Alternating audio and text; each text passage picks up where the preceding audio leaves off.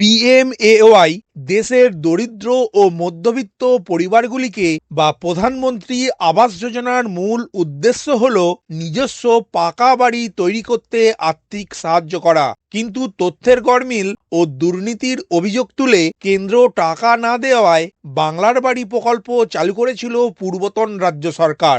রাজ্যে পালাবদলের সঙ্গে সঙ্গে প্রশ্ন উঠতে শুরু করেছে বাংলার বাড়ি প্রকল্পের ভবিষ্যৎ নিয়ে। এই অবস্থায় দ্বিতীয় পর্যায়ের দ্বিতীয় কিস্তির টাকা পাওয়া নিয়ে সংশয়ের মধ্যে দিন কাটাচ্ছেন দ্বিতীয় দফার প্রায় 18,65,000 উপভোক্তা। নমস্কার বন্ধু, আপনাদের সাথে আমি অনিমেষ। আপনারা এখন দেখছেন কুন্ডু টেলিকম ইউটিউব চ্যানেল। চলুন শুরু করা যাক আজকের আপডেটটি। প্রধানমন্ত্রী আবাস যোজনার সুবিধা প্রদানের লক্ষ্যে 2022 সালে কঠোর যাচাই প্রক্রিয়ার মাধ্যমে 28 লক্ষ উপভোক্তার তালিকা তৈরি করেছিল রাজ্যের পঞ্চায়েত দপ্তর, যাদের মধ্যে 11 লক্ষের বাড়ি তৈরির জন্য 1,20,000 টাকা করে দেওয়ার প্রশাসনিক ছাড়পত্র দিয়েছিল কেন্দ্র, কিন্তু মেলেনি কোনো আর্থিক অনুমোদন।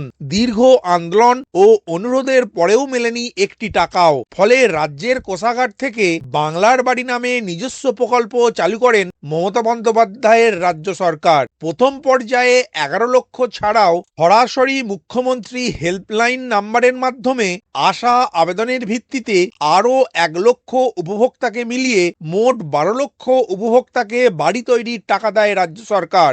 2 কিস্তিতে দেয়া হয় 1,20,000 টাকা করে। সকল উপভোক্তা ওই টাকা পেয়ে বাড়ির কাজ সম্পূর্ণ করেছিলেন। 2024 সালের লোকসভা ভোট পর্ব চলাকালীন বিভিন্ন জনসভা থেকে ঘোষণা অনুযায়ী দ্বিতীয় পর্যায়ে আরও 20 লক্ষ উপভোক্তাকে এই প্রকল্পে টাকা দেবে বলে ঘোষণা করে দেয় রাজ্য। জানুয়ারি মাসে হুগলি জেলার সিঙ্গুরের সভা থেকে বাংলার বাড়ি প্রকল্পের সুবিধা প্রদান করা হয়, কিন্তু শেষমেশ 18,65,000 উপভোক্তাকে প্রথম কিস্তির 60,000 টাকা করে মোট 11,190 লক্ষ টাকা দেওয়া সম্ভব হয়েছে।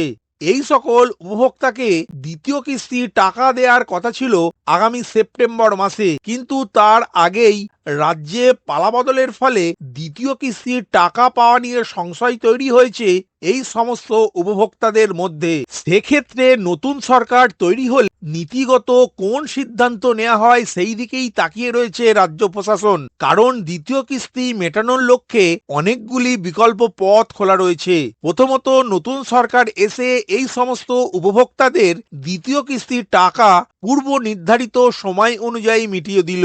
দ্বিতীয়ত, আবার বর্তমান রাজ্য সরকার প্রধানমন্ত্রী আবাস যোজনার সঙ্গে তাদের সংযুক্তি ঘটিয়ে ওই সকল উপভোক্তাকে দ্বিতীয় কিস্তির টাকা দিল।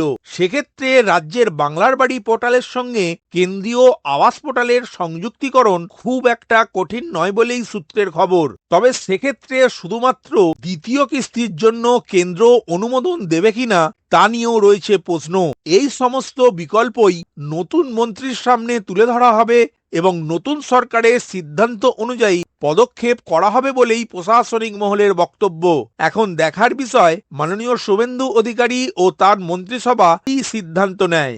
ভিডিওটি প্রথম থেকে শেষ পর্যন্ত দেখার জন্য ধন্যবাদ। এই ইনফরমেটিভ আজকের আপডেটটি আপনার বন্ধু ও পরিচিতদের জানাতে বেশি বেশি করে শেয়ার করবেন, আর অবশ্যই কমেন্ট করবেন ভিডিও সম্বন্ধে আপনার কোনো ডাউট বা জিজ্ঞাসা থাকলে, এবং আপনার কোনো মতামত জানাবেন। ভালো থাকবেন, সুস্থ থাকবেন।